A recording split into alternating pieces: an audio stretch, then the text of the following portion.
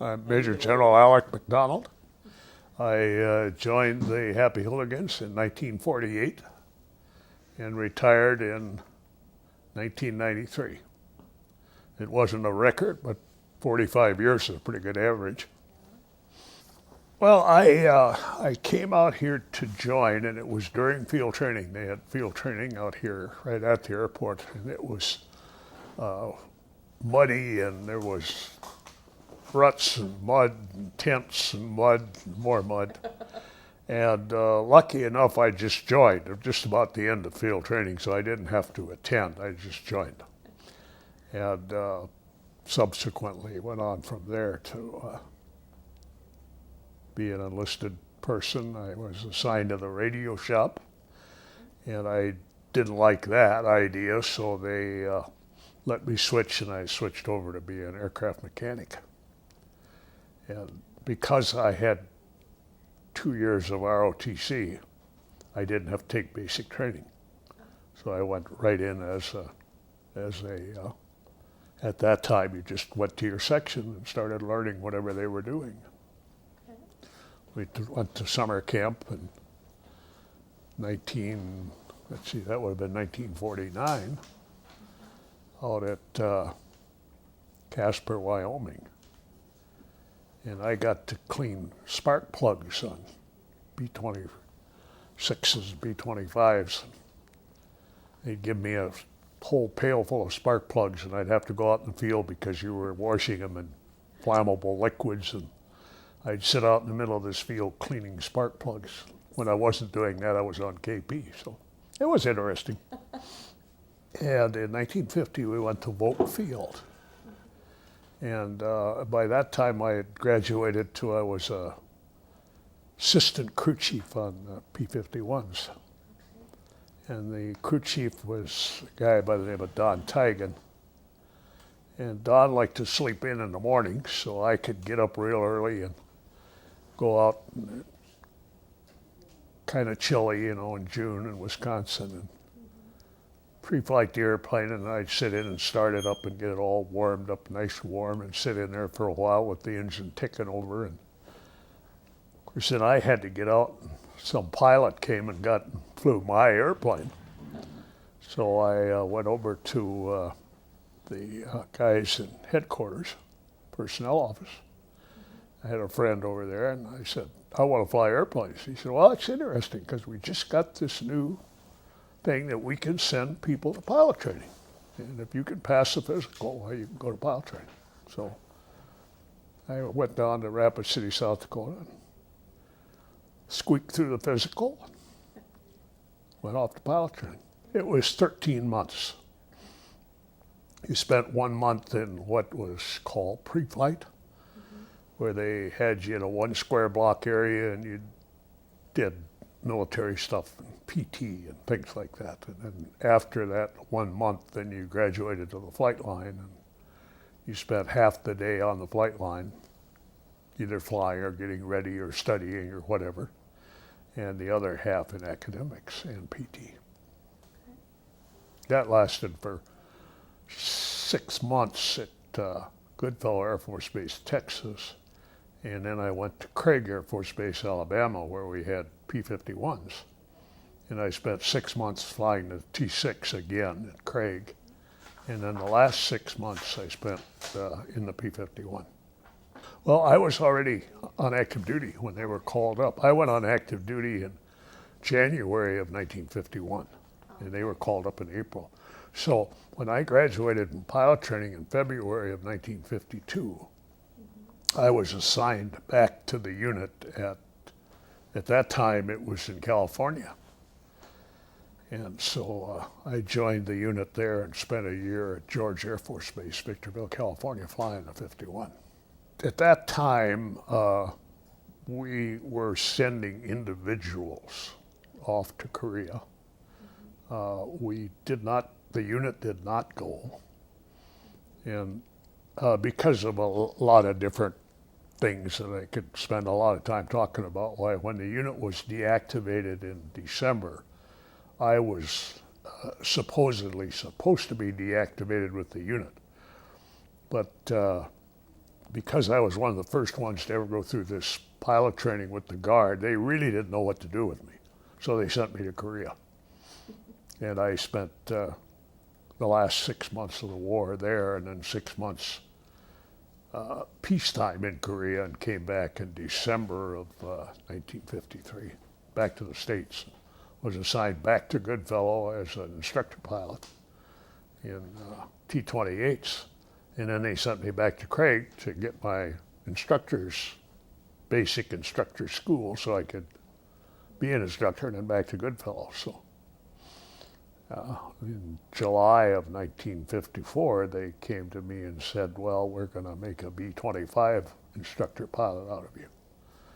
And I said, well, I don't fly multi-engine airplanes. And, oh, yeah, you're going to. I said, well, I think, you've been holding me illegally since December of 1952, so I think I'd just as soon get out now. And they kind of laughed. But the first sergeant was smart enough. He said, well, I don't know. And they sent a message into USAF headquarters. About 4 days later, they called me in and they showed me the message. It said, discharge this man within 24 hours or reply by endorsement to headquarters. So I was on my way home very shortly thereafter. So how old were you during the war? Early 20s? How old was I when I came back? Yeah. Well, that would have been, I was 25, or just going to be 25. I got back in July, the first week in July, and came out and rejoined right away. And I guess I never unjoined, but came back and checked in anyway. And I got 2 flights in a 51 and then went into jets. So they were just transitioning into jets when I came in 54. I like to say that I was flying the 86. Unfortunately, it wasn't the F-86, it was the AT-6, and I was a Mosquito pilot. We marked targets, picked out targets for the fighters, marked them, put them in by voice, and then after you got 20 missions, you became eligible to go up with the Army. So I'd flown, 25, 4, 5, 6, 7 missions, something like that, and then I went up to the front, to the Punch Bowl, and spent 90 days up there with the artillery, basically. And you went up to the front lines to the OPs they had up there and directed the fighters in by radio from the ground and helped the operations people within the Army pick out targets that were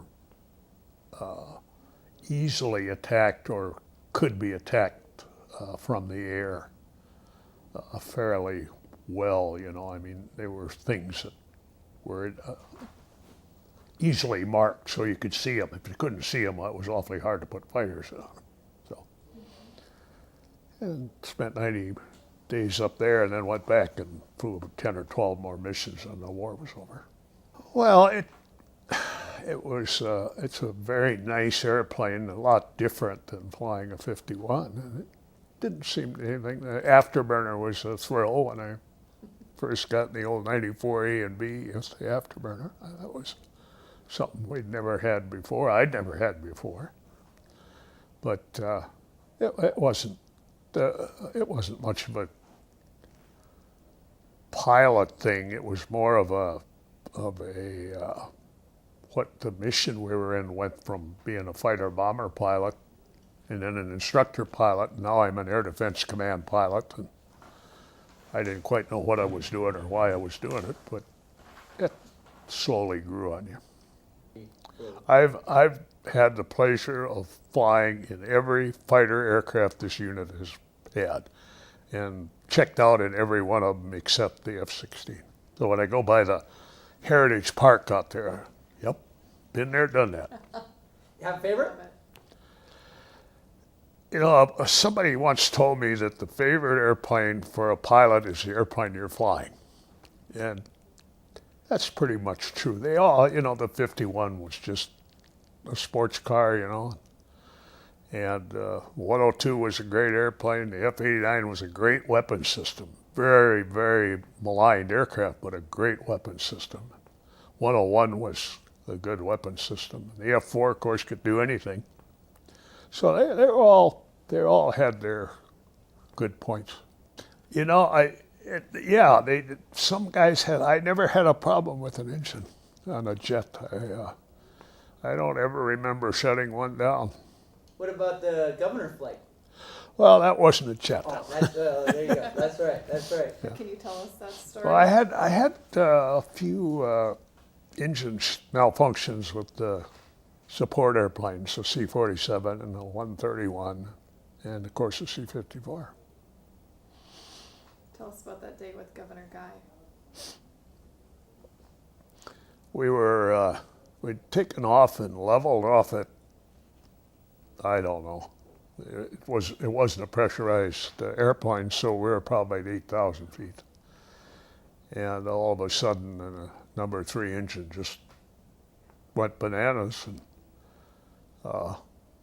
Ness was the crew chief, and of course we were trying everything we could to get that engine shut down. And when we hit the feather button, we didn't realize at the time, but when we hit the feather button while we were pumping oil into the case, and of course the case was red hot from the propeller just overspeeding, so it would catch fire. And then we had 2 fire bottles that caught fire, and we punched one fire bottle, and the fire went out. Tried to feather it, and it wasn't feathered, and pretty soon it caught fire again, and we punched the second fire bottle, and the fire went out. And then the fire started up again, and of course there was nothing we could do then. So I dumped the nose, started down, hoping I could get it on the ground. The fire was going back over the wing, but we had 1,000 gallons of gasoline in that wing about. I had pretty much given up the fact that I was going to walk away from that, because I thought once that fire got into that gasoline way, it was going to be the biggest explosion in the world, and it was going to be on the other side of the airplane. I wasn't going to see it anyway. And it was making a lot of noise. And Thornton Becklin was in the right seat. And all of a sudden the noise quit. Just quit. And Becklin said, "The engine fell off." And I said, "What?" He said, "The engine fell off." And I was sitting in my seat, and I got up and looked out the window, and I said, "The engine fell off." He said, "That's what I've been trying to tell you." So from then on, things were just a big series of things to do, and we flew around, and we were going to land at Moline, and the gear wouldn't come down, and then we were going to land, I think, at Peoria, and then we found out the big fire crash thing was at Chanute, so we figured because we had one gear was stuck up, boy, we were going to be it's going to be a pretty fancy landing, so we thought we'd go up there where all the fire crash people were. And we got up there, and we were circling, and it was just, we wanted to burn all the gas we could, so we didn't have any more gas than we had to have. And they were starting to foam the runway. At that time, they foamed the runway. And we were on downwind, and I don't know, Ness was pumping the thing, and I took the gear handle for some reason, and I whapped it up and whapped it right back down, and the gear came down. And evidently, he was pumping, and when I lifted it up, it got just enough pressure, so the things that had come from the engine and had come back on the wheel well and jammed that gear up at just enough pressure so they released, and the gear fell down and locked and started an electrical fire. So I called the tower and said, get them off the runway. We're on downwind. We're landing. We got another fire. And so anyway, we came down and Ness shut all the engines off, and of course we didn't have any nose wheel steering, we didn't have any brakes, we didn't have anything. Touched down and rolled and very slowly drifted off the runway. And up ahead of us I could see this, at that time they had these big 4x8 sheets of plywood stuck in a V with the runway distance on it. And we just like we aimed, and we lambasted right through the middle of that thing and stopped. And then they brought this big fire truck. It had a nozzle on the front of it. It was as big as a car. And I said, my gosh, now they're going to throw that thing at us and drown us, you know. Well, they didn't, of course. That was the end of the story. We got out of the airplane, came home. It seems to be the end of the story. However, your cargo is never mentioned. And is that true? Who was on board never went through your mind? Governor Guy told me one time, he said, I owe you my life. And I said, Governor Guy, there was only one person on that airplane I was really worried about, and that was me. And I was trying to get myself on the ground alive, and I said, besides that, if I'd have had any choice between you and Gene, I'd have taken Gene. His wife was a real sweetheart. So, sure, you think about it, but, you got more important things to think about. All the time I was in the Guard, I was a flying training instructor up until the time I became the commander. And one of the things I did was I was always checked out in a support airplane. So when we had trips, why, it was between about 3 of us who would be taking the trip, and I just happened to draw the short straw that day and took the trip. Becklin and I took that trip. Plus we had Dale Ness was with us, and then we had he was the crew chief, and then we had 6 other people just rode along, and picked up the governor and his wife and started back. Who were you the AG for? I was appointed by Al Olson, and then George Sinner, and then just a little bit with Schaefer. Best part of your career, flying, AGing, retiring, or anything else that I haven't mentioned? Oh, I guess, for a pilot, flying an airplane is probably the best career you could have, and the neat thing about being in the Guard and being in the position that I was in was I got to fly. And I got almost 10,000 hours of military flying time, which is, the new Chief of Staff of the Air Force got 3,400 hours. So. But, they have a completely different career than I had. I never got taken away for a year to go to school or for 2 years to take some headquarters assignment or something like that. I was always here flying airplanes. And when I became the commander, I continued to fly airplanes. So. Homer Goebel was the base detachment commander, and Marsh Johnson was the group commander when I took over. And I took over both spots. They had General Milhouse had an Air Force retired general officer come in and go through the unit. And one of the things that he said was hurting the unit was the division and leadership. During the week, there was one commander. On the weekend, there was another commander. And he said that was a bad way to do things. And it was. And we haven't done it since. We've always had the 2 positions have always been the same person. And Milhouse is who?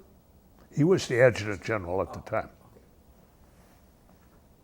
So that changed the dynamics of the leadership here within the unit a little bit when I took over. And what kind of challenges? Coalesced it into more of a, the one thing that I think had hurt the unit at one time was that the full-time people kind of looked down on the weekend people. And it was very apparent to me that without the weekend people, you couldn't exist, because you only had, a quarter of your people on active or on there all the time, so that you had to rely on those weekend people to do a lot of the work that needed to be done. And of course, most of the pilots were weekend people. So I think that was one thing that had hurt us, and was something that became very apparent when I had both positions. That that was kind of pretty easy. Beck and then Donnie Fuzzland. Well, of course, Donnie was killed up in Alaska. And then Wally Haig, Mike Haugen, of course, Thor Hertzgaard and Alan Henderson, two weekend guys that were Daryl Schrader. It was just a wonderful bunch of people, and they really put their put their shoulder to the wheel, and really pushed and worked hard. It was never a question of, no, I can't be there, or no, I've got to be doing something else, or no, it was always, okay, let's go do it. And it worked. I got to go back a long ways to, there was an outfit in Pennsylvania, and their slogan was, "Have no fear, a Sam is near." And they had a little square sticker, and they used to stick these stickers all over every place. So we thought we needed to have a thing, and of course that time we just got done with our little fiasco down at Volk Field, where we were the hooligans, and so it was Pappy and the hooligans, and then of course Lars looked like Pappy Easter, so. And I should have mentioned him as one of the leaders, but that was kind of before. When I got there, he was up in Bismarck, or went to Bismarck shortly after. So it was Happy Easter and his hooligans, and Pappy and his hooligans, and then the Happy Hooligans came out of that. And we decided, I had a friend that worked for Fargo Rubber Stamp, I think it was. And he, it had to be black and white because we didn't have any money. And there were little square stickers about that big. And we took and we sent one to each state in a self-addressed stamped envelope inside of an envelope, and sent it to the postmaster and we picked the funniest towns we could in each state in the United States, and sent that letter to them. And then when they opened it, inside was a self-addressed or address stamped envelope to send it to the National Guard magazine in Washington. Well, unfortunately, that worked for about 75%, but the other 25% would write on the envelope, "Received from Fargo, North Dakota." So the guys in the bureau or the guys at the magazine knew it was us. So they called us, and we said, "Oh, gee, we really like to keep this, So they had, now I don't know, somebody I suppose has got a magazine, but in the magazine was this little black and white sticker, a picture of it, and said, "What is this? Who is this? Where is this?" And we received letters from all over. Does anybody know anything about this? So it got a nice send-off. And then a few months or a year later, or whenever, we went to the little red and white diagonal sticker that we got now, there. And that was a big traumatic thing. Some guys said, "Oh, you can't do that. Take away our beautiful black and white sticker for this." So anyway.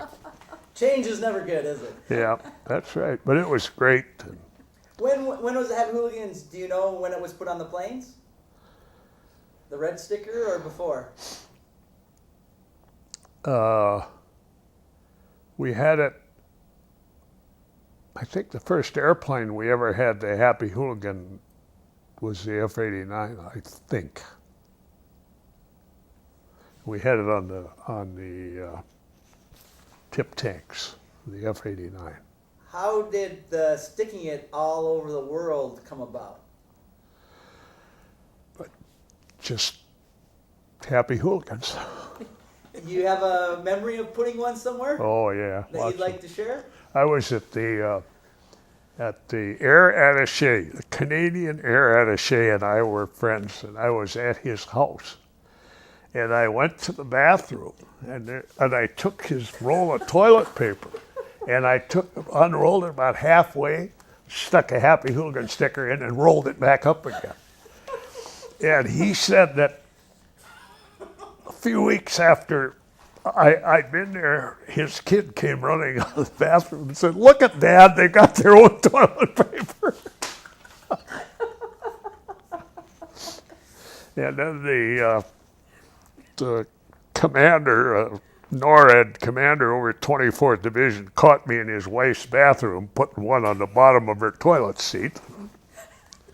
All kinds of things like that. Were you involved with Super Frog changing a sign? Not really. He was kind of not after my time, but another guy that I should mention that was here was Gary Kaiser, and Gary and Super Frog were, I think, in kind of tight. I think they changed a sign at a base somewhere. Oh, there's been a lot of things like that happen. Too many to remember, I guess, but it was I was the commander out here for 13 years, and it was a wonderful experience. It was just, I was very fortunate, very, very fortunate.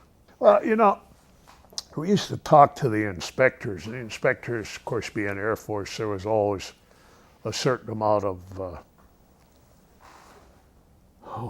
hostility is the wrong word, a misunderstanding. They just didn't understand the Guard because they'd never been part of the Guard, and they'd say, Macdonald, you should get more respect out of your people. They say hi, and half of them call you by your first name, and you got to get more militarily out of it. I said, well, we work together, we play together, we go to church together, our kids go to school together. I said, for me to go to the president of the bank that I've got my mortgage with, who is an enlisted man or maybe a lieutenant, and tell him shape up or ship out is kind of dumb, wouldn't you think? Well, yeah. But I used to tell the guys when we'd have our meeting just before the inspectors would come, I'd say, okay, guys, we're smarter than that. Now let's play their game and beat them at their own game, and we did pretty good. After a while, I kind of got used to them being around. Everybody kind of, okay. My most memorable moment? Well, I suppose the engine falling off was pretty dramatic. Something you remember.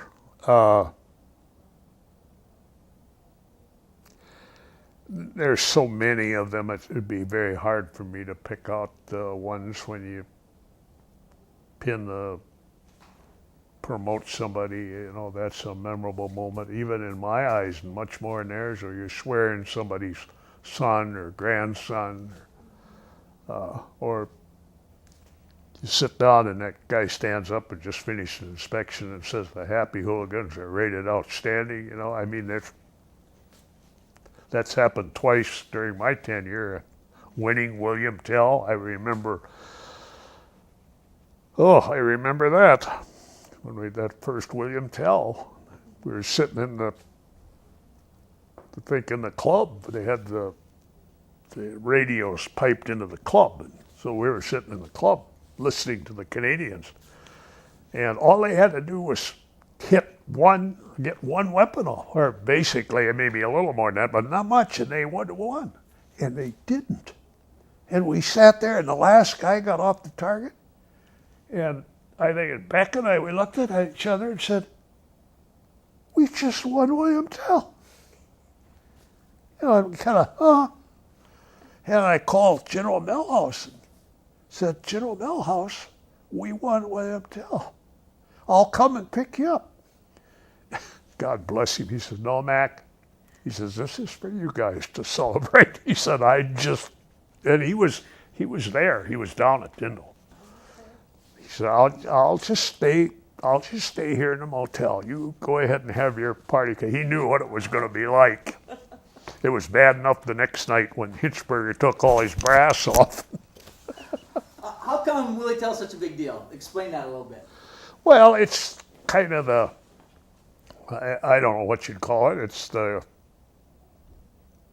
tournament of the units within the Air Defense Command at the time, theoretically, and there might be some argument about that. They picked the best units from Canada and the United States and the Guard to go down in this competition. So winning that means that you're the best unit in Air Defense Command, or NORAD. And because the Canadians also participated. And in 70 it was a fluke that we won 70. But 72 was not a fluke. That was, Wally Haig Wally and his lieutenants went down there and they just wiped that place out, I mean, I think we flew all our missions the first week. And I think they did that hoping that our airplanes wouldn't hold up. Well, the hooligans' airplanes, we had the best maintenance in the world, still do have, and didn't have a bit of trouble. And I got a call. I think we were in St. Louis, I think, or someplace down there, Richards-Cabau or some base down there, refueling. Because we picked a whole bunch of people here, the VIPs from the city. And I don't know whether we had the mayor and all those kind of people along with us, and we're taking them down to the competition. I got a call, and they said, "We won." I said, "What do you mean you won? It's not even over yet." He said, "We've just computed it, and if everybody else shoots absolutely perfect, they can't catch us." So when we got down there, you can imagine the welcoming committee. How many other Willie Tells after those two? Well, we went down in 74, and we'd have won that too, but we had a radio go out. And that was very unfortunate, a little diode transistor or something, and that cost us that one.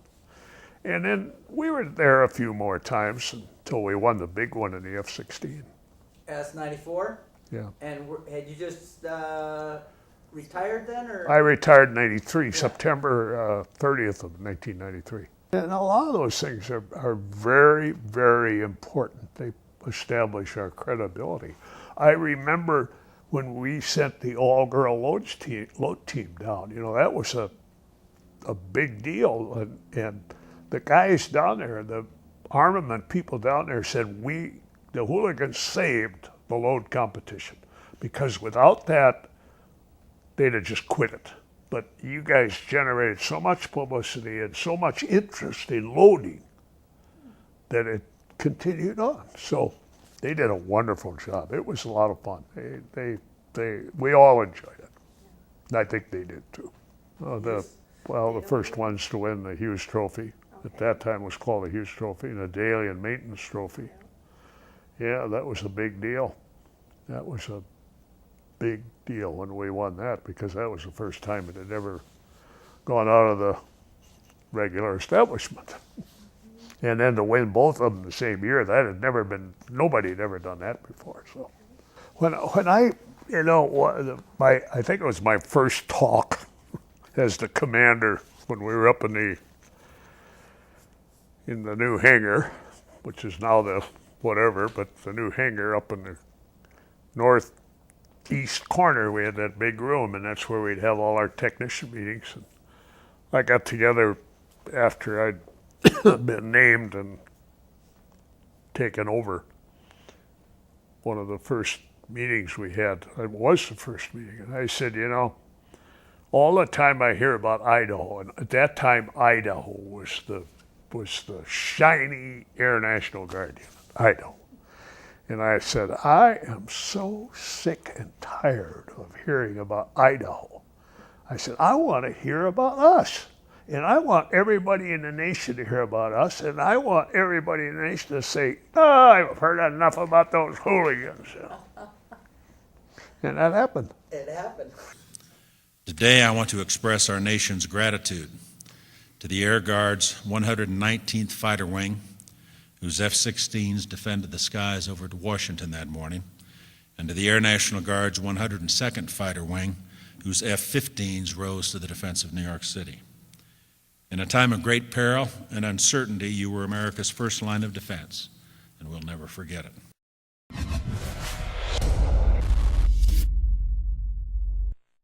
That is kind of one neat thing about being a hooligan. Everybody knows you. Plus, you see those stickers everywhere around the world.